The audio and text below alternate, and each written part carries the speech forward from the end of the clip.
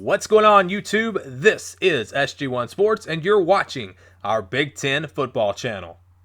Greg, one of the things that I found strange in the transition to the Big Ten years ago, 2011, 2012, in that range, was you took a team that was one of the top 5 to 10 defenses in the nation, led by Ndamukong Suh. We all remember the Big 12 championship game, the win, the not win, the second left on the clock, but they murdered one of the best offenses in college football in Colt McCoy, a scoring machine, shut them down to nothing. They were a dominant defense. They had nothing dynamic on offense. And then the switch just flipped when they entered the Big Ten. Suddenly they can't stop anybody, but they got the likes of a number of quarterbacks. They can't remember the kid, the dual threat, Blake Martinez. Yep. Yes. Yep. Of course, they played quarterback for them. And they're getting in these shootouts every week. And it was like, what happened to Nebraska football? So when is the defense coming back here? That was Taylor Martinez. Taylor Martinez. Blake is his brother, his little brother. Absolutely. Yes. Boy, we probably seen the kid play 20 times. And, man, the memory goes. But, yeah, absolutely. Taylor Martinez. Yeah. But no, the defense back then was built to play in the Big 12 and was geared to stopping Big 12 offenses. And then, it was a little bit of culture shock when they moved into the Big 10 where everybody played defense and, the offenses were much, much different. Instead of trying to shut down a team that scores 50 points a game, now you're playing 17 to 14 games in the Big 10 most of the time, unless you're playing Ohio State, of course. But, it took some time and, with different coaching staffs, the biggest thing right now is if you're a defensive back on the Nebraska football team, this is the first year that you've had the same secondary coach 2 years in a row, going back since almost 2011. It's just been a roller coaster with coaching staffs moving in, moving out. A big problem was under Mike Riley. He was basically he fired one of his best friends, Mark Banker, the defensive coordinator, right as the team was trying to learn the 3-4 defense. And then they bring in Bob Diaco, and things just hit the fan at that point. But now, there's stability there. The coach and the kids love the coaches. This coaching staff, it's a great coaching staff. You saw what they did at UCF, and they are such people person. And right now, the continuity is there, and you're going to see a much different Nebraska defense coming into this season, especially with the defensive line that's developing with some young guys and some older guys mixed in there. And, your secondary, you got a lot of young guys coming in there too. Linebacking core, definitely going to be young guys coming in there. But the big question right now would be the linebackers, in my opinion. So let's start there, Greg. That was the next question. What concerns you, and also highlighting some of the best players on the defense, if you could take us through the levels and who may be a breakout player and who's a known factor and so forth.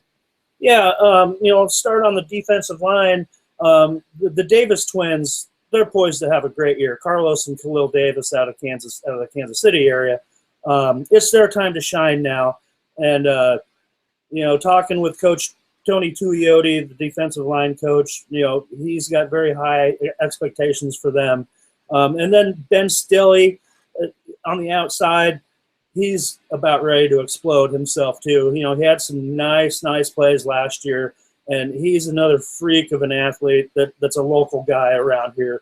And then you bring in the senior Darren Daniels from Oklahoma State, the graduate transfer, and he has stepped right in and took over that defensive line. He is definitely the leader. They are all behind him 100%, and he's going to be a difference maker. And I asked Coach Tuioti a few weeks ago, if he thought he was an NFL draftable guy last year, and he didn't really think so, but he said, watch out this year. He will be at the end of this year. You got a guy coming in, very highly touted defensive end, and Ty Robinson, who was also in the All-American game last year out of Arizona. People are expecting to see a lot of him too.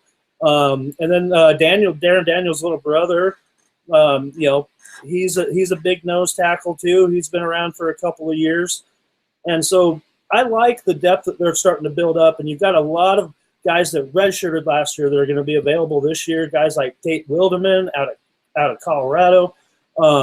So it's going to be really interesting to see how that shakes out this fall as well.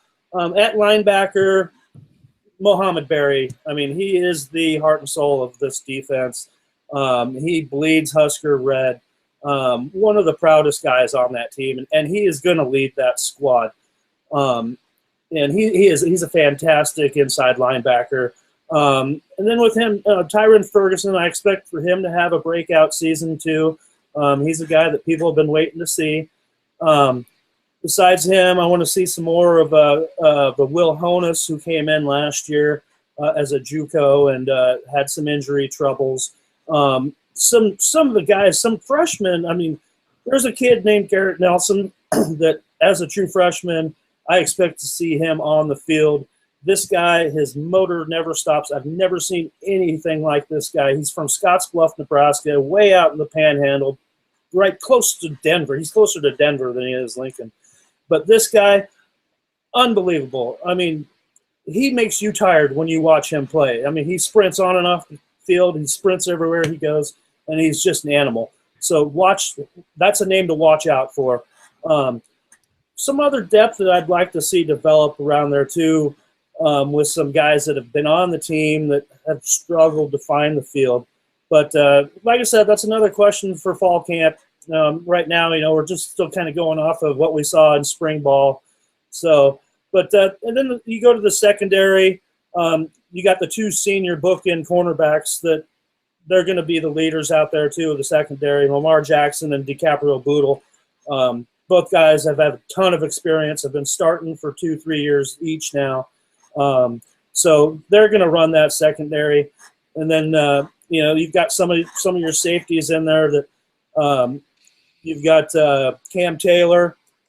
We're expecting big things out of Cam Taylor this year. He's another Florida product, that Scott Frost and their staff recruited from the Sunshine State.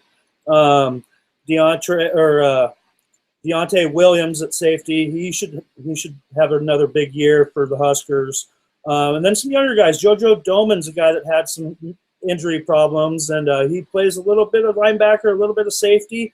But if he stays healthy this year, he should have a nice season too. So this defense, like I said, it's going to be a lot different. They're going to be getting after it this year. Expect to see a lot of turnovers, a lot more than you've been seeing from the Black Shirts.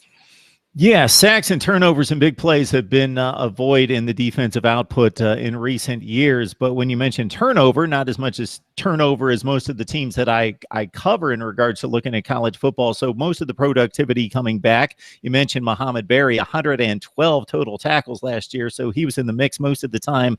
This Ty Robinson, I'm looking at his profile on Rivals right now as a top 100 player. 7th ranked at his position, coming out of Arizona, 4th ranked player in the state. So he's highly touted. Anytime you go to the rarefied air of top 100, regardless of position, that's good stuff. And again, the name of the kid out on the Panhandle that runs around with the fire in his hair. Garrett Nelson. Okay, I'll keep my eyes out for him as soon as Nebraska hits the field. Game 2's against Colorado, right? That's probably the first time I'll catch you guys.